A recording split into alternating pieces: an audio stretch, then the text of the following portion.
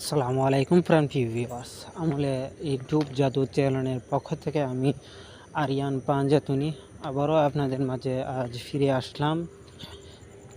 এটি এটি আমি আজকে ফিরে আসলাম আমার রিকোয়েস্টের একটি ভিডিও নিয়ে। আজ আসলে আসতে বাধ্য হলো আমাদের এই হোয়াটসঅ্যাপ গ্রুপের থেকে মনে হয় নাম্বারটা নিয়েছে। কোথায় থেকে নিয়েছে সঠিক বলতে পারেন, তবে ওই ব্যক্তির কণ্ঠটা আমার চেনা চেনা লাগতেছে, পরিচয় দিতেছে না। তবে সে কিছুদিন যাবত ধরে আমাকে রিকোয়েস্ট করতেছে, ভাই আমি একজন তান্ত্রিক, আপনি একজন তান্ত্রিক, সবের কাছে সব রকম বিদ্যা থাকে না, তবে আপনি আমাকে একটু সহযোগিতা করুন, আমার বিদ্যাটা প্রয়োজন।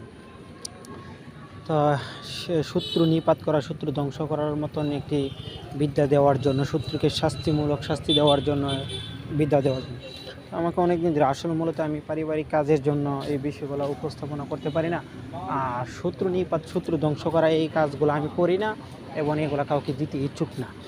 অন্ততপক্ষে আমাদের যে বিদ্যাগুলো, আমার যে বিদ্যাগুলো, সেগুলো ফকির তরিকতের বিদ্যা, কিছু তন্ত্রবিদ্যা থাকে, ফকির তরিকতের কিছু তন্ত্রবিদ্যা থাকে, এগুলো অ্যাপ্লাই করা হয় না। তো ওই ভাইয়ের সাথে কিছুদিন কথা বলতে বলতে আসলে তাকে ভালো লেগে গেল। তো ইন্ডিয়ান ভাই, সে ইন্ডিয়ান মনে হয় মিজোরামপুরে অথবা আসাম দিকে তার বাড়ি হতে পারে, বা পশ্চিমবঙ্গে, যে তবে বেশি কোনো কিছু আমি তাকে জিজ্ঞেস করি নাই। তো কথা বলতে কিছু কথা বলেছি, ভালো লাগছে, তাই তাকে বিদ্যাটা আমি দিয়ে দিচ্ছি। আমি বলেছি ওপেনলি আমি বিদ্যা দিব, যেটা আপনাকে পার্সোনালভাবে কোনো বিদ্যা দিতে পারবো না, আমি ইউটিউব চ্যানেলে আমি দিয়ে দিব, এখান থেকে আপনি নিয়ে নেবেন। আর যেটা না বুঝবেন সেটা আমাকে পার্সোনালি বলবেন, আমি দিয়ে, কিন্তু পার্সোনাল ওপেনলি আমি সবাইকে সব নিয়মও দিব না। তো পার্সোনালভাবে আপনি নিয়মটা নিয়ে নেবেন আমার কাছ থেকে, তারপর যতটুকু পারি এখানে প্রকাশ করার জন্য প্রকাশ করে দিব ইনশাল্লাহ।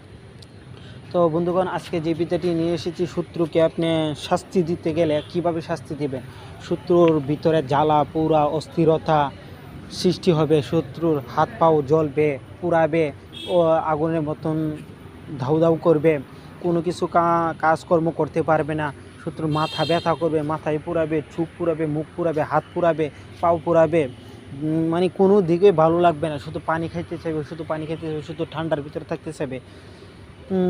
যত কবিরাজ, যত পীরের কাছে যাক, যত খনার কাছে যাক, সেটা থেকে নিষ্পত্তি সে পাবে না, কোনোভাবেই সে নিষ্পত্তি পাবে না, না না, এটা এতটুকু অন্ততপক্ষে গ্যারান্টি দিতে পারি।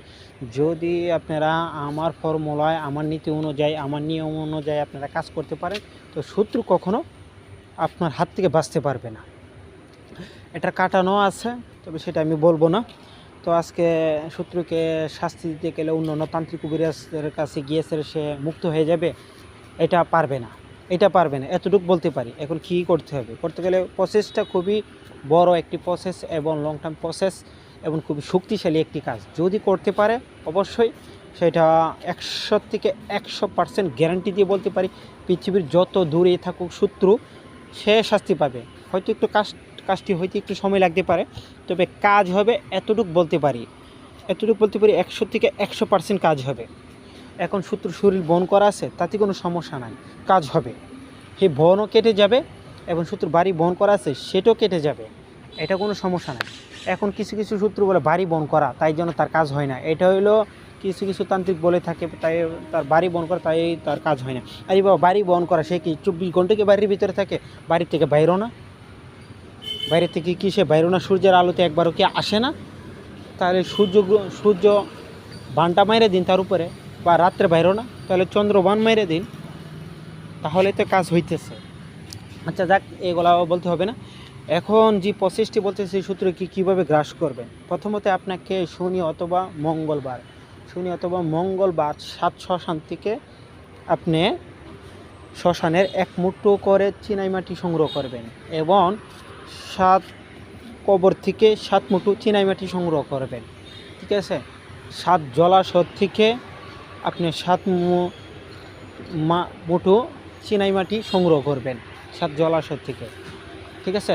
তারপরে আপনি যেখানে আপনি শনিবার অথবা মঙ্গলবার গরু বাজার জমে, গরু ছাগল যেখানে বিক্রি করে, যেখানে গরু জমে, বড় গরু জমে, ওইখান থেকে ওই 8-এর দিন গরুর পায়ের তল থেকে 7 মুঠো মাটি নিয়ে আসবেন, অথবা 7 চিমটি মাটি নিয়ে আসবেন। ঠিক আছে, এইগুলা এনে একত্র করবেন, সবগুলা মাটি একত্র করবেন, করে মাটিগুলা শুকাবেন, সাফ করবেন, ময়লাগুলা সাফ করে ফেলবেন, পরিষ্কার করবেন। তারপর কালী মন্দির থেকে আপনি কালী সিঁদুর নিয়ে আসবেন এবং লাল সিঁদুর নিয়ে আসবেন। তার সাথে আপনি শনি অথবা মঙ্গলবার ব্যক্তি মারা গেছে, শনি অথবা মঙ্গলবার সধবা মহিলা মারা গেছে, শনি অথবা মঙ্গলবার সধবা মহিলা মারা গেছে, এরকম মহিলা পুরার সময় যে সেতুটা থাকে এই সেতুটা যদি পারেন আলহামদুলিল্লাহ, না হলে কালী সেতুর বা শ্মশান যে সেতুটা থাকে এই সেতুটা সংগ্রহ করবেন, মানে কালীর চরণে যে সেতুটা থাকে এটা সংগ্রহ করতে হবে।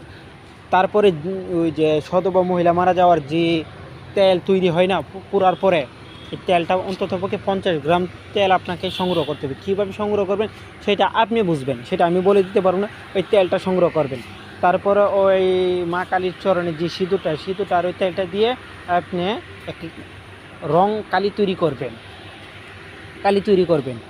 ঠিক আছে, কালি তৈরি করে আপনি সাদা কাপড়ের কাপড়, যেটা মুর্দারের কাপড়, গুরুস্থান থেকে এই কাপড়টা সংগ্রহ করতে হবে, লাস্টের শরীরের কাপড়টা সংগ্রহ করতে হবে। সাদা কাপড় কিনে আনলে হবে না, সরাসরি গুরুস্থান থেকে সংগ্রহ করতে হবে কাপড়টা। কীভাবে সংগ্রহ করবেন সেটা আপনি বুঝবেন। আমি আপনাকে খুবই শক্তিশালী একটা বিদ্যা আপনাদের মাঝে উপস্থিত করতেছি। আমার জীবনে খুবই গুরুত্বপূর্ণ ফকিরতন্ত্রের একজন ফকিরের কাছ থেকে এই বিদ্যাটা আমি নিয়েছিলাম। একজন ফকিরের কাছ থেকে আমি এই বিদ্যাটা নিয়েছি। যদি করতে পারেন আলহামদুলিল্লাহ, এমন কোনো শেডের পুত নাই এটা আটকাবের মতো কোনো ইয়া নেই। এটা লং টাইম প্রসেস এবং খুবই শক্তিশালী একটি বিদ্যা। তারপরে এই কাপড়ের কাপড় অমাবস্যা রাত্রিতে সংগ্রহ করবেন, করে এই কাপড়ের কাপড়ের উপর আপনি 2টা মন্ত্র, আমি এটা পার্সোনালভাবে দেব, এই মন্ত্রটা আপনি লিখবেন। যে মন্ত্রটা আমি এটা পার্সোনালভাবে দিব, এটা সরাসরি ওপেনলিভাবে ইউটিউবে আমি দিব না।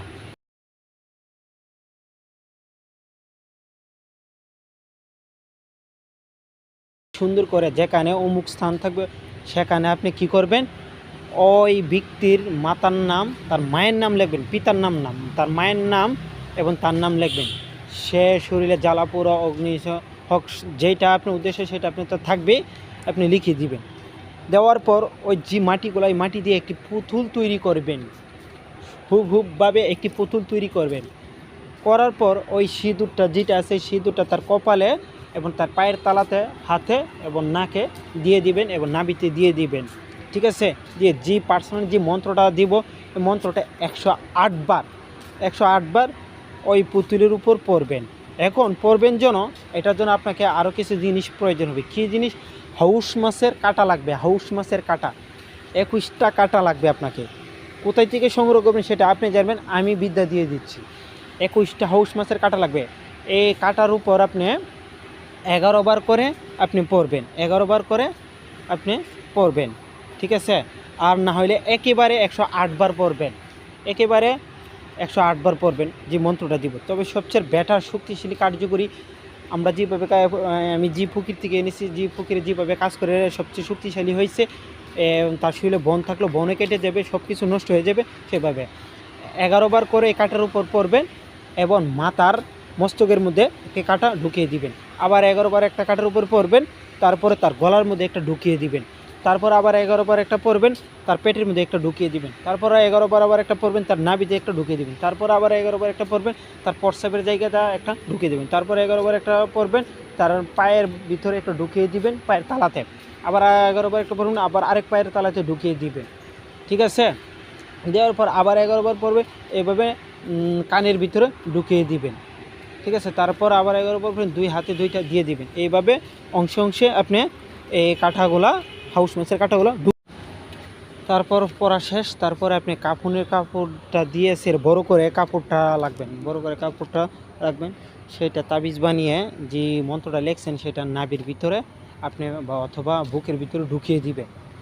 আরেকটা কাপড় যেটা আপনি মন্ত্র লিখবেন সেটা বড় করে লিখবেন, যাতে লাশে একটা লাশ যেভাবে কাফনের কাপড় দিয়ে ডাকে, যেভাবে মুঠি বাড়ে, এইভাবে কাপড় তৈরি করবেন। তারপরে পুতুলটা এই কাপড় উপরে থুবেন, থুয়ে সেরা পায়ে নিচ দা গিট্টু দিবেন, মাথার উপর দিয়ে গিট্টু দিবেন এবং বুক বরাবর একটা গিট্টু দিবেন। গিট্টু দিন বলে মনে মনে ওই মন্ত্রটা পড়তে হবে। ঠিক আছে, 3টা গিট্টু রুম দিয়ে 3 সাইডে 3টা গিট্টু রুম দিয়ে মন্ত্রটা পড়বেন। তারপর আপনি এই পুতুলটা কাজ শেষ। শেষ হওয়ার পর এখন কী করবেন, এটাকে আপনাকে জানাজা দিতে হবে। 5 তাকবীরে আপনি জানাজা দিবেন। 5 তাকবীরে কীভাবে 5 তাকবীরে জানাজা দিবেন সেটা আপনি জানেন, ঠিক আছে। তবে জানাজা দিতে গেলে নিম্নত আপনার পিছনে 3 জন মানুষ থাকতে হবে। নিম্নত আপনার পিছনে 3 জন মানুষ থাকবেন। জানাজাটা দেওয়ার পরে তার শরীর বন্ধ করা, তার বাড়ি বন্ধ করা, তার শরীরের মাংসের ভিতরে তাবিজ আছে সেটাও ধ্বংস হয়ে যাবে, তৎক্ষণাৎ ধ্বংস হয়ে যাবে। যদি সাথে শত্রুর সাথে কেউ থাকতে পারে, তার মাংসের ভিতরে তাবিজ আছে, সেটা টাস করে মাংস ছিঁড়ে বের হয়ে আসবে। মাংস ছিঁড়ে বের হয়ে আসবে, যে কোনো মূল্যে সেটা বের হয়ে আসবে, সে থাকতে পারবে না, ঠিক আছে। তারপরে 5 তাকবীরের জানাজা দিয়ে আপনি কি করবেন, গুরুস্থানে যাবেন। গুরুস্থানে গিয়ে সেরে যেটা অপঘাতে ব্যক্তি মারা গেছে, এই অপঘাতে ব্যক্তি মারা যাওয়ার ওই ব্যক্তির বুক বরাবর ওই পুতুলটা আপনি 1 হাত, নিম্নত 1 হাত গর্ত করে আপনি সোজাসুজি আপনি শোয়ায়া, এটা উল্টা শোয়ায়া আপনি দিবেন। লাশের মাথা যেই দিকে থাকবে পুতুলের মাথাটা, লাশের মাথা যেই দিকে থাকবে পুতুলের ঠ্যাং থাকবে সেই দিকে, লাশের মাথা যেই দিকে থাকে পুতুলের ঠ্যাংটা থাকবে সেই দিকে, ঠিক আছে। আর লাশের ঠ্যাংয়ের দিকে পুতুলের মাথা থাকবে।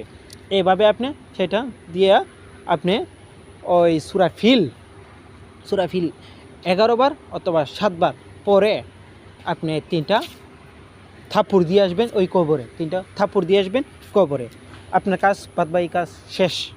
এখন আপনি অপেক্ষা করবেন। তারপর যদি তারা আরও জ্বালা যন্ত্রণা দিতে চাচ্ছেন, ওই কাপড়ে এই মন্ত্রটা লেখে, ছোটো করে লেখে আপনি তামার একটা তাবিজের ভিতর ভরে আপনি আগুনে তাপ দিবেন, জাস্ট শুধু তাপ দিবেন। 3 দিন 4 দিন 5 দিন তাপ দিতে থাকেন। শত্রু যদি আপনার সামনে থাকে তাহলে আপনি দেখতে পাবেন শত্রুর শরীর কীভাবে জ্বালা পোড়া হয়। কোনোভাবে কোনো তান্ত্রিক বাবার ক্ষমতা নাই আপনার হাত থেকে এই শত্রুকে মুক্ত করবে।